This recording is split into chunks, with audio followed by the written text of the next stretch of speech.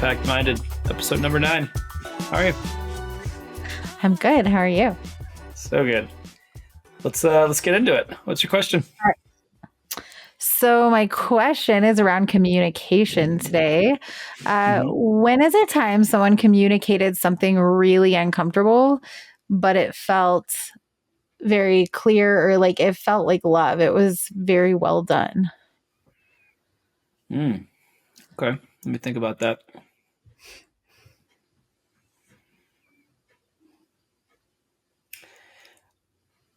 I mean, I think there's lots of instances of this. I think one of the places that we can see this most frequently is honestly, like in our families. We talk a lot about the workplace and business, but I think that we practice this, both receiving and giving clear communication and effective communication with the people we spend the most time with, which sometimes is our families, sometimes it's people we work with. So yeah, I think for me, there's been lots of specific instances where there's been expectation realignment or challenging conversations around expectation with family, and whether it's kind of innocuous things like travel for the holidays, for instance, or like how we show up for family or different things. And so I think instead of giving a specific example, I think that's what comes to mind is actually like that effective communication, again, whether we're receiving it or we're giving it. I think it's something that we tend to want to isolate, and we think about our communication strategies and our communication style with the people we work with, and then we think about it totally different with the people that we are doing life with, whether family, partners at home, kids, whomever that may be. So I think that's what comes to mind is that there's I think the place that I've practiced that the most is with family first, and people that I'm doing life with, and then that ultimately has been a kind of a proving ground, I guess, for how I have those conversations in the workplace. And I've found that they can be more uncomfortable with family. These people better, and at face value, that feels like that should make it easier, but you also have a lot more invested in these individuals, and there's a lot more emotional, aspects, or be a lot more emotion wrapped up in that. So, I think again, that's what comes to mind is like having those conversations lots of times with family, where maybe I wasn't showing up in alignment with their expectations, and having to come to an understanding and kind of a level ground about why that was, and how we were going to solve that, and realign expectations. So yeah, like you said, today we're going to talk about effective communication. This is something that is paramount, specific to leadership, and to how we operate in the workplace, inside of our organizations. And we want to talk today about some nuance around effective communication, some different ways to think about it, some ways that you and I have really worked to adapt our strategies and think differently about effective communication, as well as what that actually kind of looks, feels, and sounds like in real time or in practice. And so first thing we're gonna start with is that you're gonna have to do it a lot, and that a one and done approach to effective communication is not enough. And this is I think a really great kind of first point of frustration and even contention to kick this conversation off on, because it is so often the reason that people are frustrated, right? Like how many times I'm super guilty of this. It's something that I really work on, but I am also very impatient. And how many times have you said, like, I already fucking told them, right? Like, I already said it. I've already communicated. I've already, right? Like, whatever it is. You think that you've done it well. You think that you've given them everything they need to do their job, or to offload this task, or to, insert whatever the thing is. And the fact of the matter is that it is not really a fair expectation that one and done is enough, for a number of reasons that I'll let you go into. But let's break that down for us. Like, why isn't it enough? Why shouldn't we get frustrated? Why then? How do we have that conversation, or how do we lean into that repetition in a way that doesn't leave us frustrated? So because there's a mindset shift here for sure. I'm talking to myself. So break that down for us. Yeah, well, I was laughing. We were laughing because I was like, well, it's like going to the gym, or it's like eating food. And then I was like, well, it's like going to the bathroom. Like, communication and boundaries.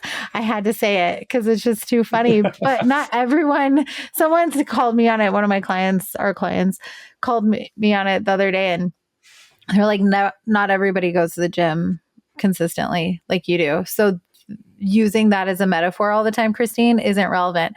I'm like, well, y'all pee every day. So you should look at communication like peeing. You're going to have to do it every day, all day long for the rest of your life. So just get used to it. And like, sometimes you're like, I don't want to drink water because I don't want to pee. Like, I've literally made that decision. Taylor's judging the shit out of me for that one. But there's moments like when you have to go on a plane. Drink your water and go exercise, everyone, consistently. But like sometimes you're like, I'm getting on a plane. I don't want to have to pee. So I'm just not going to drink. Well, if you do that with communication, then like chances are you're going to fuck it up.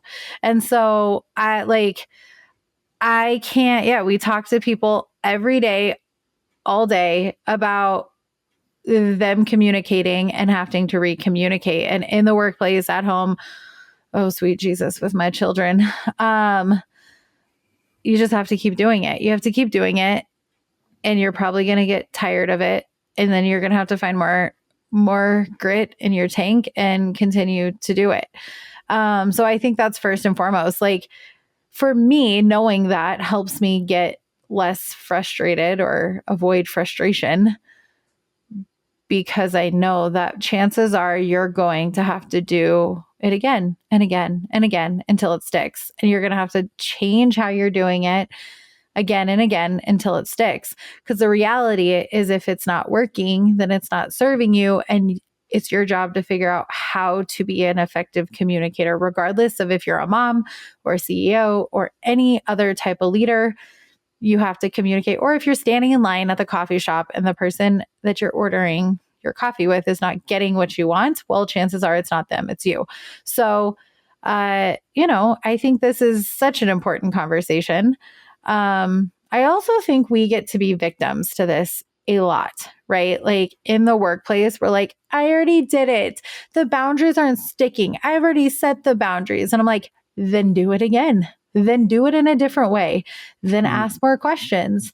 And I think a lot of times too, we talk about this a lot as well. I've already said this 3 times this morning. I realize I talk about this a lot.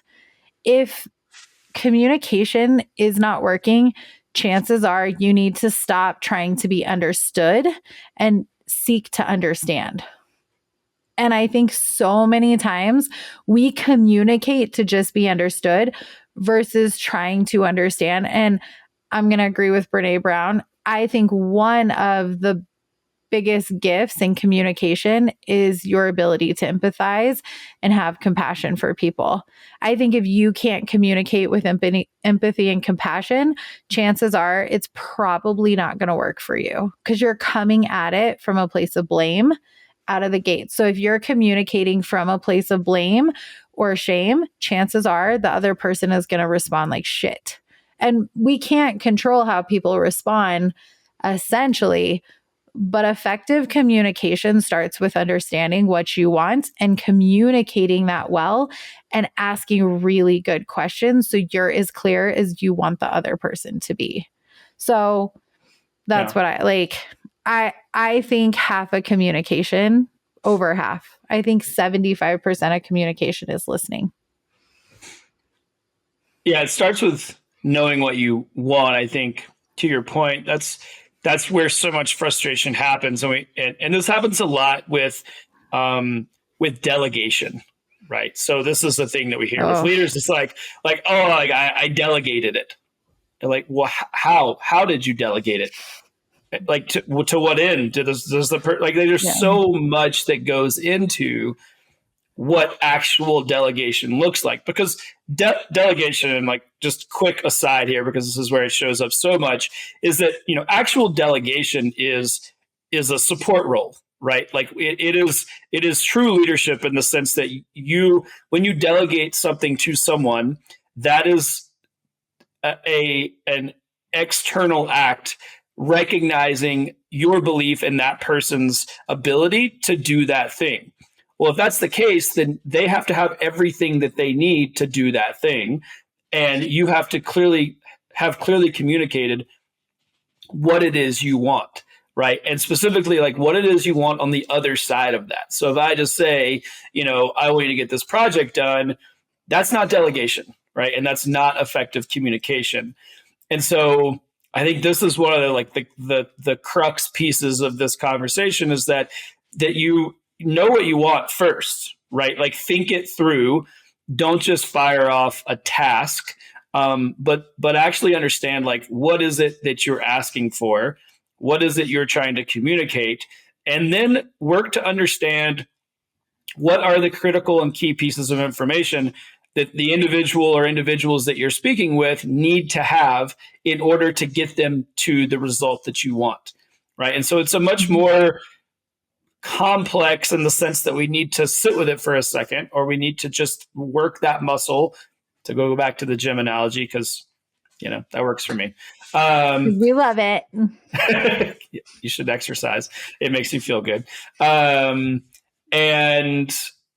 I think that like just if you lead with that, if you just think for a second about what it looks like to have clarity for yourself and what you want, that's the key piece.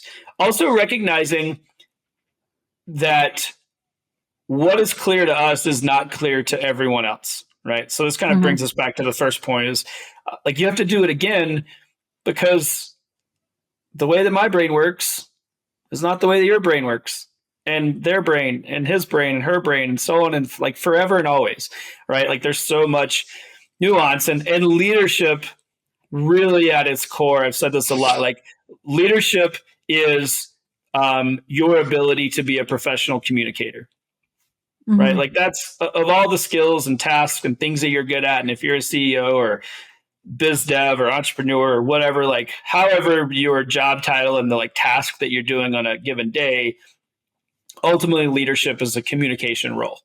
And so the only job that you should really work to hone all the time, every day, is your ability to effectively communicate, and recognize that how that shows up for us is different than it shows up for other people. And specifically within your team, it is really our job as leaders to recognize like what effective communication looks like for those other individuals. What language resonates? Like what is the tone?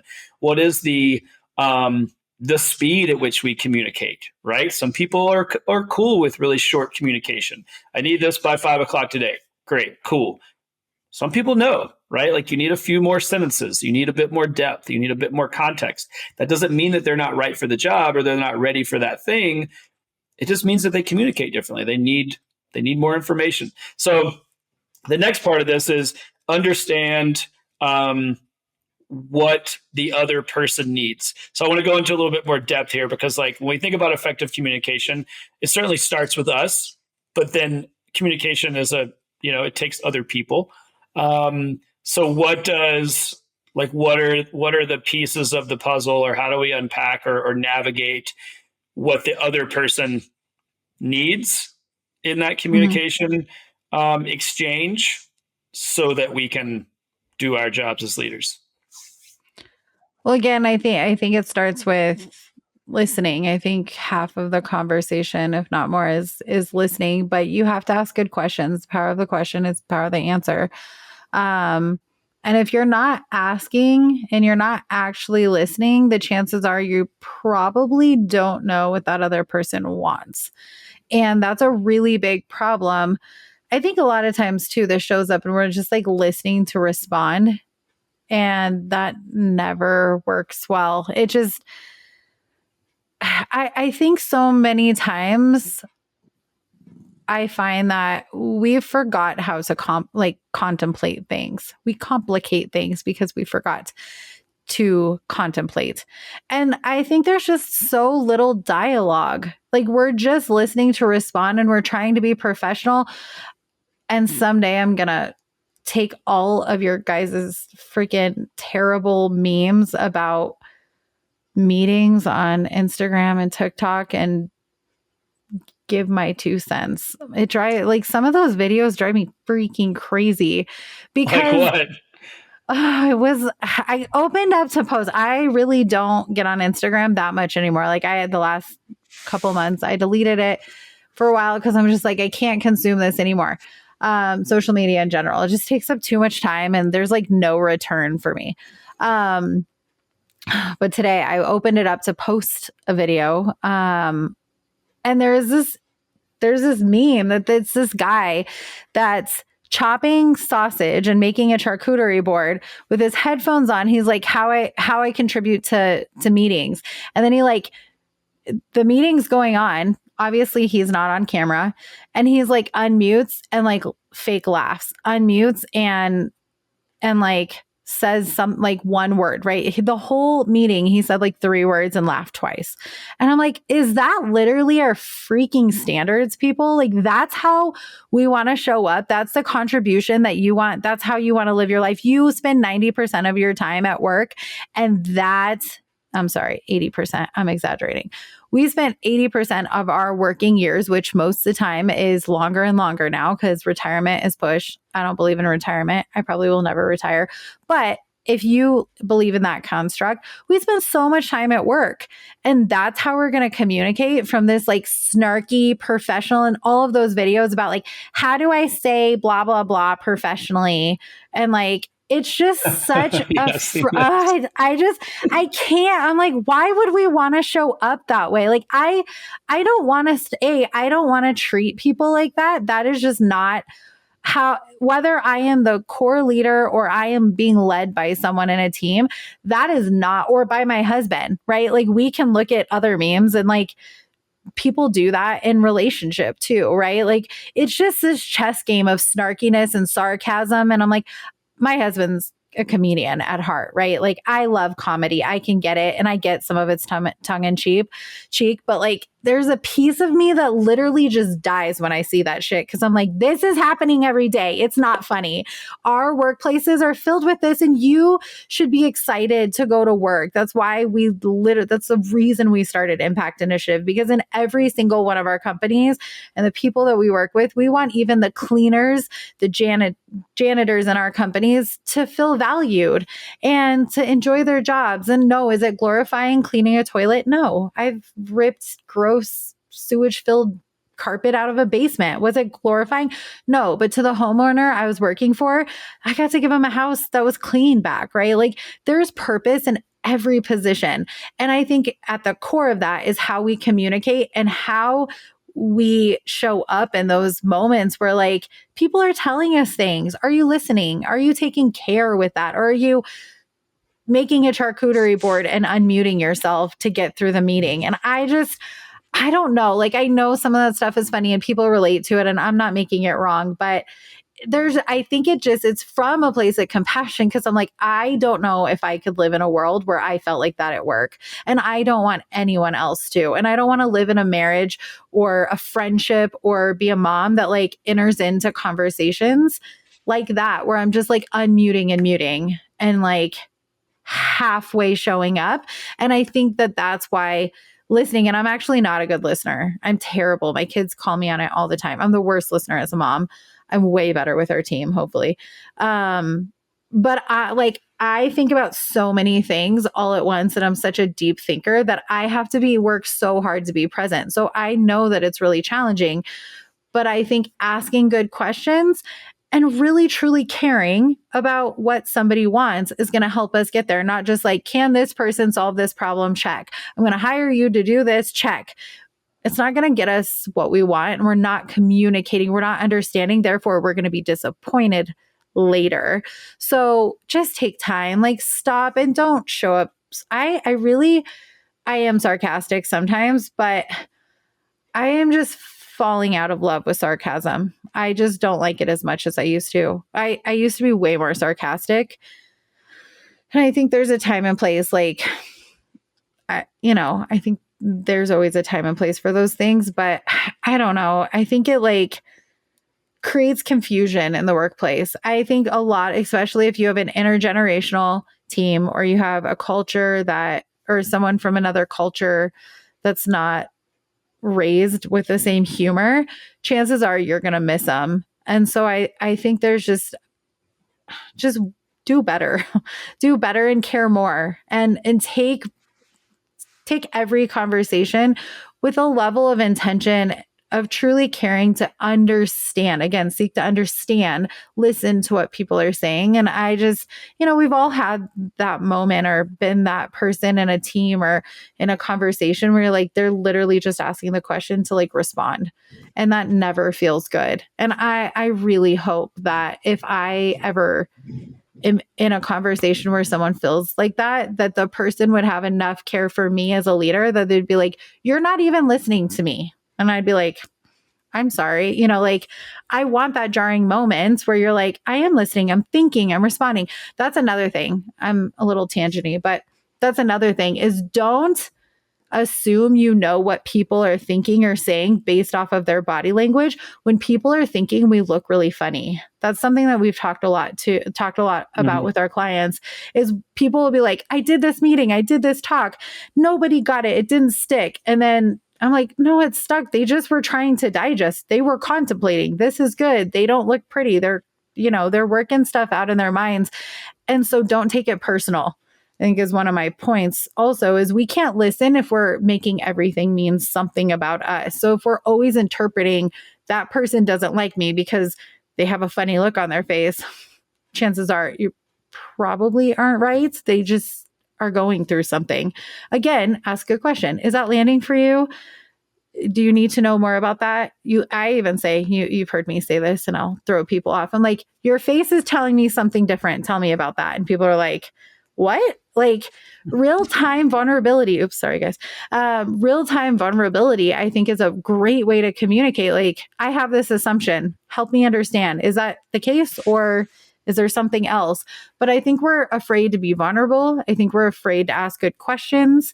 So I know that was a mouthful, but that's my take on understanding and listening to people and understanding what they want. So yeah, I think we've gotten away like the meeting thing you were talking about with like the memes and all that shit. I think it obviously is happening, right? Like we talk to people all the time and there's the, just pipe in or just move your mouse or just whatever. And, I even know people, friends of mine, they're like, oh, I need to like call in on this meeting, but like we can go do something else. Right. And like we'll be at dinner and they'll like have an earbud in and just like not be, they'll like call into the meeting. And again, like I'm not making a statement about that or saying anything, but to the extent that like that has created a culture, I think that has diminished our interest in collaboration, right? Like because we're bogged down oftentimes by these communication opportunities or these meetings or these things that are not providing value, we've made that reflect on meaningful conversations that we can have. And so we try to short circuit and speed through valuable communication, right? Like I've seen this play out where I'm like, this could really just be a great opportunity to collaborate and get in the room or on the phone with this other person and actually like trade ideas, but we're not interested in that. And I think partly because we've like expended our bandwidth to these other things that aren't meaningful. And so, in terms of effective communication, I think that there is a massive opportunity to get back to or to recognize when having these collaborative communication opportunities is really valuable. Like there are times when just extending the communication is important, and whereas we might be trying to accomplish the same goal in like a 3 sentence email because we feel like we don't have time or our calendar is full of all these other things that are not providing value. And that's something that I've tried to think about is do I want to spend a tremendous amount of time and energy on things that are not high value? No, but there are times when just like extending those communication opportunities is valuable, right? Like, yeah, maybe it'd be good to just like carve out a couple hours and hash this out instead of trying to like fast forward through communication or delegate, or like maybe it's just a place to really show up. And so I think there's a bit of like, there's a real opportunity for balance there, where I think that we have really tried to expedite all communication. And there are times when leaning in is really valuable as well, and valuable for us and the other people in the room, right? Like specifically to your point, if you are communicating to understand, you can learn a lot, and you can actually use those to, even build like systems and processes. Like you and I do that all the time. I'm like, is this how I want to do this forever? No, but let's do this one time, really listen, really understand the pain points, the strategy that needs to come from this, let's take that and build something that is more scalable or is a resource that people can reuse, and we can deliver that, more expeditiously down the road. But right now, let's take a second to actually learn and to listen. And I think that we try to build that bridge too quickly oftentimes, and that it just shortchanges the process, and it diminishes what we're able to do as leaders. Because if you really listen and you really understand, you take that time now, what can come on the other side of that, like we were talking about earlier, is like, what do you truly want, right? Well, what I truly want as a leader is I want to be able to provide people with the resources to thrive in an environment where they know they can trust me and they can trust themselves, so they can show up and do great work. And sometimes that requires a little bit of time on the front end, so that environment and those resources and that autonomy is there later, versus me just being like, fucking just do it. Right. Like that's, of course, like I'm human. I want to say that sometimes, but there's that like pullback so that you can go forward. I think that's a great point too. I look at that as like going to another country and like handing someone a book that is, like a kid's book even, or an instruction book. And you're like, hey, go do this thing. Essentially, they have the how-to, right? If you give them like an instruction book. But I think a lot of times in communication, we're handing someone literature, the tools that they need, but we're not really understanding or taking the time to understand, do they have the confidence to do it? Do they have the understanding? Like, right, knowledge and understanding are two wildly different things. And I think we assume, or we're like, it's common sense. I'm like, just throw that word out. Like, common sense is not common. Like, all of the variables have to be there. There's too many variables to say common sense. Like, common sense to who? So I think a lot of times too, we have to be connected and to be effective communicators. There has to be a level of connection and collaboration. And I think we're always trying to do it better, faster, which I am a fan of. I'm like, let's go fast. Like, I want to go 100 miles an hour. But sometimes to go 100 miles an hour, you have to first understand how to do 20 well. And I think in communication, specifically onboarding, we talked about a couple of weeks ago, you have to, like, if someone's new to your team, they're not going to have the understanding to put those tools in place. So you have to slow down and you have to give people a chance to ask questions. The challenging part is, so many times on the leader side, we have so many people like, I don't have time to that. I'm like, you don't have time to not do that. You can't not do that, because then on the back end, you're going to pay for it later. So you're going to either going to pay now and later, or you're going to pay just now. You're going to take that time and invest it now. Which would you like? Do you want to continue to invest that time, or do you want to take the time now? And I think that is really important, to just quit saying things and quit seeing things through the, I don't have time. If you're saying that, that's your catchphrase, catch yourself and stop that pattern. Because if you don't have time, either somebody needs to get transitioned out of the company. If you're continuing to have this conversation, there needs to be a shift or into a new position. You need to have a hard conversation, a difficult conversation, because it's not working. Or you just need to be more patient, AKA Taylor and I, and just slow down and just enjoy the process and choose to connect. And if you're in middle management and you're just muting and bypassing the problem instead of truly contributing, and you have the narrative that says, I'm working in a toxic culture. Well, you're playing into a toxic culture. And if that is the case, then there's probably a better place that you could insert your gifts and truly contribute and make a difference. Be more intentional with the life you live. Give more intention to the gifts and the contribution that you have. Care more about yourself, to not be in a position. And I'm not saying it's easy to make those shifts, but that doesn't work. We have to take ownership for working at places we believe in and showing up and truly contributing, because that's the only way this narrative changes. We can't continue to just be like, oh, I have a toxic culture. Maybe that's probably true, but how can you change it for you? Or how can you make a change to actually be somewhere where you can contribute and you're excited to contribute? And I'm not saying tap out, like that's not always the case. Most of the time, it's just a difficult conversation and choosing to contribute in a different way versus muting yourself and tapping out and being complacent. I know that that's probably the unpopular opinion, but I've seen so many people start working with us and have that narrative, oh, my culture is toxic. And then we fast forward and they just had a few hard conversations and they actually love their leaders. They love their culture. We also have those people who started in middle management. They decided that they needed to make a shift and now they're really happy.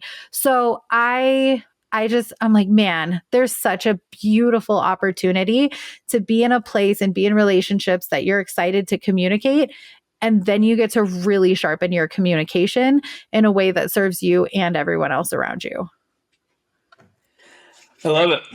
Well, if you guys need more resources, more guidance, more support as it relates to communication, that's one of the primary things that we work with individuals and teams on in our leadership offsites. So communication strategies, effective communication, communicating from a place of your mission, vision, and values, both for yourself and the company, looking for, what does true alignment sound like? How do you have difficult conversations? How do you communicate between teams, between each other, internally? Whatever that looks and sounds like for you. If that's an area that you need support, you can go to impactinitiative.network and you can reach out to us there. We'd love to talk to you about how we can help you and solve your communication issues or come up with more effective communication strategies for yourself and your team. So again, that's impactinitiative.network. You can find us there, reach out. We'd love to talk, and we'll see you next time on Impact Minded.